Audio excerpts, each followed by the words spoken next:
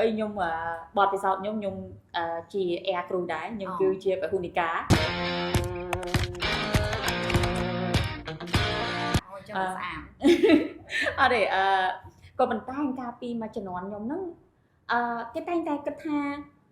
ធ្វើជាពហុនិកាឬក៏គេហៅថា flight attendant ប៉ុន្តែភាគច្រើនគេស្គាល់ពាក្យថាឧទ្ទេសហ្នឹងណាចាគេគិតគេសម័យថាតតែម្នាក់ហ្នឹងរៀងខ្ពស់ស្អាតអីចឹងណាប៉ុន្តែមួយចំនួនខ្ញុំអត់ផងខ្ញុំមានមិត្តភ័ក្តិម្នាក់ពីរនាក់ដែលរៀងគាត់រៀងល្អិតដូចម្លែងអញ្ចឹងប៉ុន្តែគាត់មានសមត្ថភាពហើយគាត់ស្អាតហើយដល់ពេលគាត់ធ្វើខ្លួនទៅគាត់គ្រាន់តែពាក់មួយជើងកែងតិចទៅគាត់ស្អាតហើយអាហ្នឹងហើយដែលខ្ញុំជាប់ធ្លាប់ចែករំលែកនៅលើបណ្ដាញសង្គម TikTok ខ្ញុំដែរនៅរឿង Connect ដោយសារបងខ្លះគឺគាត់ចង់ខាងធ្វើជាភុនិកាហ្នឹងមែនទេប៉ុន្តែនៅក្នុង mindset របស់គាត់ហ្នឹងគាត់គិតថាគាត់ទាបពេក